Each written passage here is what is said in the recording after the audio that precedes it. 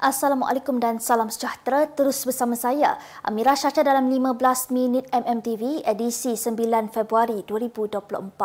Kita ke berita utama. Mahkamah Persekutuan hari ini mengisytiharkan 16 peruntukan kesalahan dalam enakmen Kanun Jenayah Syariah Kurungan 1 Kelantan 2019 terbatal dan tidak sah untuk dikuatkuasakan di negeri itu. Panel 9 hakim diketuai oleh Ketua Hakim Negara Tun Tengku Maimun Tuan Mat dalam keputusan majoriti 8-1 bagaimanapun memutuskan dua peruntukan iaitu Seksyen 13 dan Seksyen 30 adalah sah. Seksyen 13 menyatakan kesalahan menjual atau memberikan anak kepada bukan Islam atau Muslim yang tercela dari segi moral, manakala Seksyen 30 ialah melibatkan perkataan yang boleh memecahkan keamanan. Panel itu membenarkan petisyen peguam Nik Elin Zorina, Nik Abdul Rashid 62 tahun dan anaknya Tengku Yasmin Natasha Tengku Abdul Rahman 26 tahun yang mencabar 18 peruntukan tersebut. Mahkamah Tertinggi Negara turut memutuskan Badan Perundangan Negeri Kelantan tidak mempunyai bidang kuasa menggubal peruntukan yang dipertikaikan itu kerana ia merupakan bidang kuasa Parlimen. Tegas Hakim Tengku Maimun, petisyen yang dikemukakan oleh seorang peguam dan anaknya tiada kena-mengena dengan isu kesucian agama Islam atau kedudukan mahkamah syariah di negeri itu. Ekoran itu, Nik Elin berkata, petisyen yang dikemukakan bukan berlandaskan kepada kepentingan peribadi, sebaliknya bertujuan mempertahankan kedaulatan negara. Terdahulu, Hakim Besar Sabah dan Sarawak, Tan Sri Abdul Rahman Sabli, menyifatkan Nik Elin dan anaknya sebagai penyibuk ekoran tindakan mereka mencabar 18 peruntukan itu.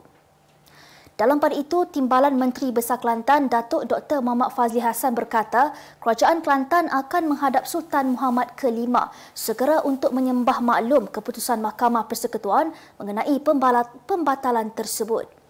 Dalam perkembangan lain, Anwar berkata, Kerajaan Perpaduan tidak terlibat dalam keputusan Mahkamah Persekutuan yang membatalkan 16 peruntukan kesalahan di bawah enakmen Kanun Jenayah Syariah Kurungan 1 Kelantan 2019.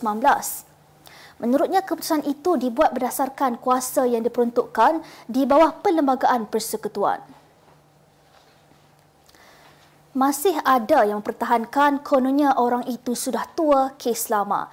Demikian merupakan kenyataan Perdana Menteri Datuk Seri Anwar Ibrahim yang meluahkan rasa kecewa dengan kenyataan menyindir setengah pihak demi mempertahankan golongan yang dikenakan tindakan undang-undang atas perbuatan rasuah. Beliau berkata tindakan tegas yang diambil adalah samarata dan adil seperti yang dikenakan terhadap rakyat lain tanpa mengira jawatan atau pangkat.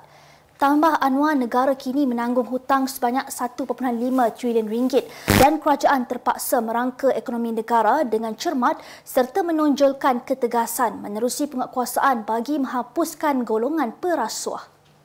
Katanya beliau berbangga dengan sikap profesionalisme oleh agensi-agensi penguatkuasa termasuk Suruhanjaya Pencegahan Rasuah Malaysia, Lembaga Hasil Dalam Negeri dan Polis Diraja Malaysia.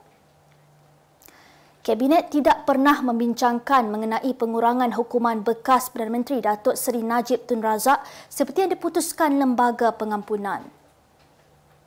Perdana Menteri Datuk Seri Anwar Ibrahim berkata beliau hanya melaporkan pengurangan hukuman itu selepas keputusan dibuat minggu lalu.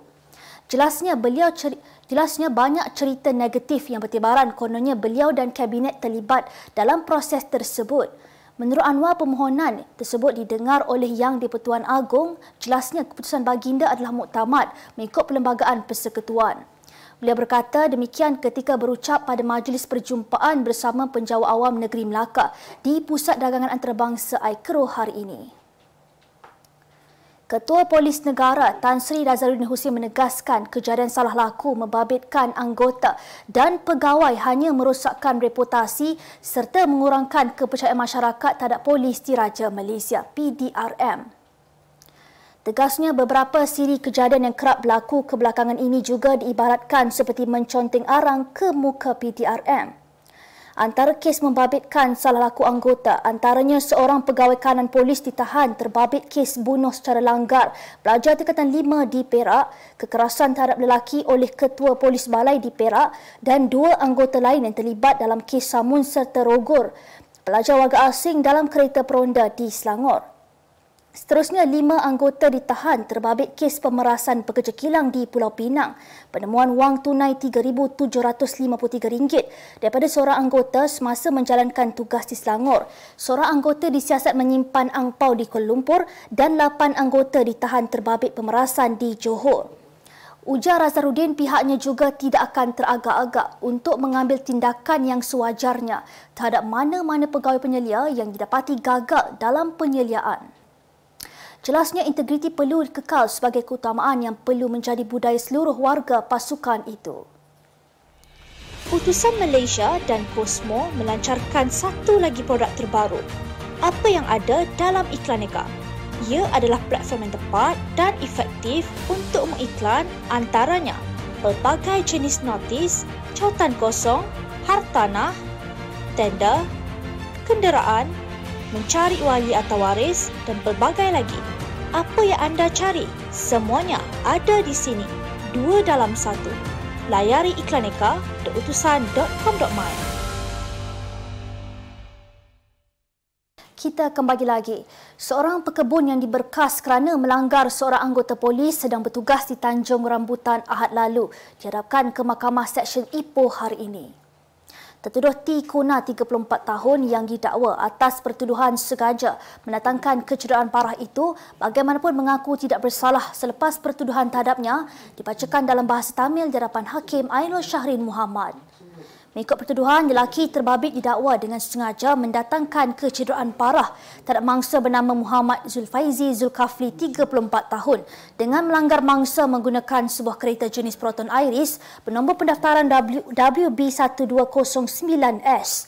Bagi kesalahan itu, dia didakwa mengikut Seksyen 326 Kanun Keseksaan yang memperuntukkan hukuman penjara sehingga 20 tahun dan denda atau sebat jika sabit kesalahan. Terdahulu, Timbalan Pendakwa Raya Muhammad Nazrin Zabaruddin mencadangkan jaminan sebanyak RM10,000 terhadap tertuduh dan memohon tarikh sebutan baru bagi mendapatkan laporan perubatan mangsa dan latikan peguam untuk tertuduh. Mahkamah kemudiannya membenarkan jaminan sebanyak RM5,000 dengan seorang penjamin dan menetapkan 26 Mac ini untuk tarikh sebutan semula kes. Penerbit popular Dato' A. Aida memberi peringatan terhadap anak keduanya, Wan Aziva Natasha, 22 tahun yang kini sedang melanjutkan pengajian di Victoria University Melbourne, Australia agar tidak melakukan perbuatan berkahwin secara senyap-senyap tanpa pengetahuan keluarga. Menerusi hantaran yang dimuat naik Aida di laman Instagram miliknya, dia secara berseluruh memberi peringatan bahawa dia tidak akan memberikan hartanya pada anak-anaknya jika melakukan perkara itu. Pada masa yang sama, ibu tunggal kepada 3 orang cahaya mata itu secara berseluruh sempat menitipkan harapan agar anak-anaknya dipertemukan jodoh dengan lelaki bermata biru ketika berada di Australia. Bagaimanapun, hantaran Aida itu dilihat tidak disenangi oleh segelintir pengikutnya dan menyela tindakan tersebut dan menyatakan hantaran itu berbau sinis. Kita ke berita luar negara. Sekumpulan saintis Cina mencipta anak kecerdasan buatan AI pertama di dunia. Entiti yang memaparkan tingkah laku serta keupayaan serupa dengan kanak-kanak manusia berusia 3 tahun atau 4 tahun. Dinamakan Tong Tong atau gadis kecil, anak AI pertama di dunia dianggap sebagai langkah besar ke arah memajukan teknologi kecerdasan buatan AGI. Dilancarkan di pameran teknologi kepintaran buatan umum Frontiers, model AI yang inovatif itu didakwa mampu melakukan pembelajaran autonomi dan memaparkan tahap pelibatan emosi yang belum pernah dilihat dalam pembangunan AI sehingga kini. Menurut penciptanya di Beijing Institute for General Artificial Intelligence BIGAI, Tong Tong terus meningkatkan kemahiran dan pengetahuannya melalui interaksi dengan manusia dan penerokaan. Malah dia mampu membezakan perkara yang betul dan salah, menyatakan sikapnya dalam pelbagai situasi dan mempunyai kuasa untuk membentuk masa depan. Sebuah syarikat penerbangan di Finland mampu mula menimbang berat badan penumpang bersama bagasi tangan dalam usaha untuk menganggarkan berat pesawat sebelum berlepas. Langkah kontroversi itu diumumkan Finnair Isnin lalu yang mengira berat pesawat dan penumpang untuk mengimbangi penerbangan serta membuat transit yang selamat Isnin lalu. Prosedur tersebut akan dilakukan sepanjang bulan ini, April dan Mei 2024 berdasarkan sistem sukarela. Namun langkah itu menerima kritikan pengguna media sosial dengan berpendapat bahawa ia akan memalukan penumpang yang memiliki berat badan berlebihan.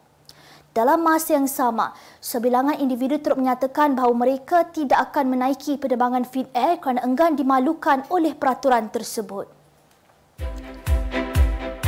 Kemas kini pengetahuan anda tentang isu ekonomi dan pasaran. Merangkumi sektor hartanah, perniagaan, keuangan, komoditi, IKS, halal niaga dan dunia korporat. Sentiasa ikuti perkembangan ekonomi semasa di dalam dan luar negara. Semua informasi terkini hanya di hujung jari. Dapatkan edisi ringgit setiap Isnin hanya di Akhbar Utusan Malaysia. Kita kembali lagi, kita ke berita ekonomi. Malaysia Airlines MAS memperkenalkan MH-Rail, produk baharu yang menyediakan sambungan udara dan rel di London dan Seoul melalui kerjasama dengan Access Rail. Kerjasama itu membolehkan pelanggan menempah sambungan kereta api dengan lancar dan membuka peluang untuk meneroka bandar-bandar besar di Seoul dan London apabila melakukan perjalanan dengan MAS. Menurut Ketua Pegawai Komersial Penerbangan Malaysian Aviation Group MAG, Darsanis Aresandiran, pelanggan MAS kini boleh menempah tiket kereta api Korel KTX untuk laluan dari lapangan terbang antarabangsa Incheon di Korea Selatan. Katanya pelanggan juga boleh menempah tiket kereta api antara London Heathrow di United Kingdom dan destinasi di sepanjang pantai timur melalui London North Eastern Railway LNER dan pantai barat dengan Avanti West Coast. Malaysia kini kekurangan doktor pelatih apabila jumlah yang menjalani peringkat awal latihan sebagai pegawai perubatan menyusut sebanyak 47% sejak 2020. Antara faktor dikenal pasti menjadi punca kemerosotan tersebut adalah lepasan sijil pelajaran Malaysia SPM tidak berminat belajar bidang perubatan sekaligus menyebabkan graduan jurusan tersebut berkurangan selain berhijrah ke luar negara sejurus selepas tamat pengajian. Bercakap kepada Utusan Malaysia, Presiden Persatuan Perubatan Malaysia Dr. Azizan Abdul Aziz berkata jumlah doktor pelatih merosot berbanding lebih 6,000 orang ketika 2019 kepada 3,000 individu yang masing-masing direkodkan pada tahun 2022 dan 2023. Ujarnya masalah tersebut tidak seharusnya berlaku memandangkan kerajaan meletakkan kuota jurusan perubatan setiap tahun adalah sebanyak 4,820 orang. Sebaliknya jumlah kini masih rendah iaitu sekitar 4,000 orang. Kita beralih ke berita sukan. Kedudukan Ratu Terjun Negara Datuk Panderleh Rinong dalam program Road to Gold RTG akan ditentukan menjelang mesyuarat jawatankuasa RTG yang bakal diadakan dalam masa terdekat. Bekas juara dunia itu berdepan risiko digugurkan daripada program elit tersebut apabila gagal melayakkan diri ke Sukan Olimpik Paris 2024 selepas tidak melepasi had kelayakan menerusi acara 10 meter platform individu dan seirama wanita.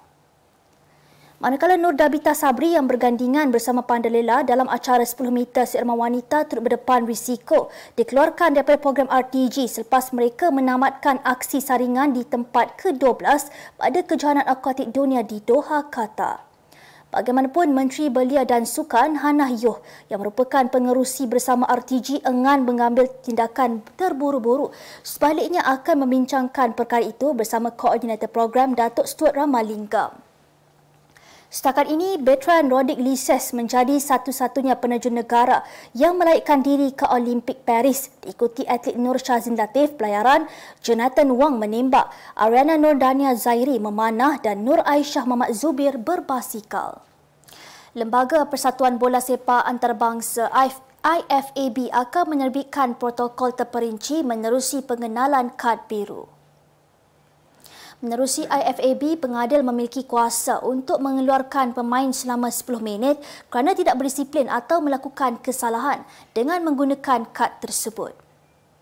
Ia juga berfungsi seperti kad kuning, boleh bertukar kepada kad merah jika dilayangkan 2 kali dalam satu perlawanan atau kombinasi biru dan kuning. Bagaimanapun, penggunaan kad biru hanya akan dilakukan ke atas perlawanan Piala FA lelaki dan wanita tahun hadapan. Sebagai penutup 15 minit MMTV hari ini, saksikan laporan cuaca esok Sabtu 10 Februari 2024. Jangan lupa dapatkan akhbar utusan Malaysia dan Kosmo untuk berita-berita terkini dan menyeluruh. Sekian sahaja daripada saya, Amira Shasha. Assalamualaikum dan selamat berhujung minggu.